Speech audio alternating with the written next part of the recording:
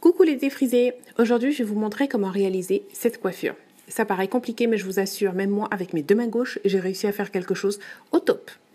Alors, j'ai appris ça dans le salon de coiffure Magélie Concept qui est au Gosier. Il y a des ateliers coiffure où on vous apprend à faire des styles de coiffure. Donc aujourd'hui c'était un atelier chignon, donc vous voyez nous étions 3. Voilà les coiffures au départ. Et voici à la fin, donc pour celle du milieu, et celle qui était à l'extrémité, qui a fait un joli chignon. Maintenant, nous allons voir pour moi. Alors, elle me propose des modèles et parmi les modèles, je choisis. Je vous avouerai que tous les modèles qu'elle m'a présentés m'ont fait peur. Regardez ma tête. Je me suis dit, mais j'arriverai jamais à faire aucune de ces coiffures. Je ne sais pas. Et finalement, j'ai opté pour celle-là. J'ai dit, on va essayer. Donc, c'est une coiffure que vous pouvez faire même avec les cheveux courts. Vous pouvez faire des rajouts ou alors simplement ce sera moins volumineux, mais vous pouvez aussi faire cette coiffure. Donc, honnêtement, j'avais peur. Je me suis dit, je ne vais jamais réussir. La fille va lutter. Elle va me dire, c'est pas possible. On laisse tomber. J'ai hésité avec celle-là. Donc, la première fois, c'est elle qui fait le chignon. Elle vous le montre. Donc, c'est difficile parce que vous ne voyez pas derrière votre tête, mais elle peut le faire sur une participante aussi, si vous le souhaitez. Et ensuite, vous le faites vous-même. Donc, voilà le chignon terminé, fait par la coiffeuse professionnelle. Maintenant, nous allons voir Tissandra si elle réussit à faire ça avec ses cheveux chez elle. Donc, moi, je fais avec les mains. Moi, vous savez déjà, j'aime les coiffures simples, pas les trucs au millimètre, machin, etc. Donc, c'est parti, on commence toujours avec ma brosse. Donc, j'essaie de me rappeler ce qu'elle m'a appris. Ça avait l'air super simple. Par contre, ces élastiques-là, maman, si vous savez où on peut acheter ça, mettez-moi ça en commentaire. Ces trucs-là, c'est de la bombe. Ah, je n'utilise que ça maintenant. J'ai pris ça dans le salon de coiffure. Je n'utilise plus les élastiques classiques là. Là, vous luttez pas avec ça. Vous avez vu la vitesse que j'ai fait ça? Sans faire un paquet de gymnastique avec mes bras, me flinguer les ongles ou m'arracher les cheveux. Ces élastiques là, c'est le top. Bref, allez, on retourne à la coiffure. Donc, on sépare en 3. Vous n'êtes pas obligé de faire les 3 queues de cheval alignées. Vous pouvez les faire en dégradé, en faire une allée à gauche, une à droite, une au milieu. Bref, il n'y a pas de sens. C'est ça qui est bien. Donc, quel que soit là où vous avez fait votre queue de cheval, c'est bon. Donc, c'est ça. J'aime les coiffures comme ça. Donc, moi, je les ai fait à peu près alignés quand même. On aurait dit, et c'était vraiment sans le vouloir. Mais j'aime bien le fait que même si vous faites un truc à peu près, que la coiffure sera au top. J'aime ça.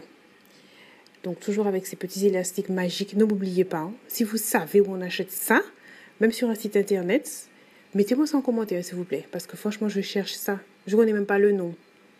Donc, c'est difficile pour moi de chercher ça sur Google. Mais j'aime ça. Voilà. Donc, j'ai fait mes 3 queues de cheval. Ensuite, on démêle rapidement. Et vous faites une natte.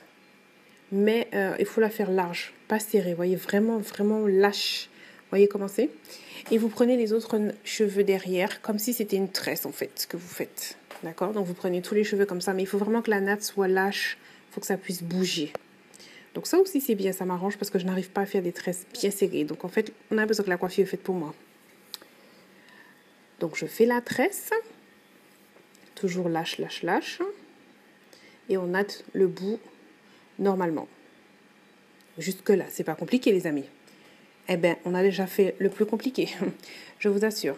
Je vous montre la suite. Donc, vous voyez comment c'est fait, c'est lâche, ça bouge. Vous voyez comment c'est. Maintenant, il faut vous équiper d'épingles. Et en fait, ce qu'on va faire, on va cacher les élastiques. Donc, avant, vous voyez, je le desserre vraiment pour que ce soit bien, bien lâche. Et on va cacher les élastiques avec les épingles. Voilà, il n'y a pas de sens particulier. Vous mettez ça comme vous voulez. Dès que vous cachez l'élastique, c'est bon. Vous voyez? Là, l'élastique est caché. Je cherche les autres. Voilà, il y en a un par là. Alors, je mets les cheveux dessus et je mets une épingle. Donc, je fais ça avec les 3 pour qu'on ne voit aucun élastique. Vous avez vu?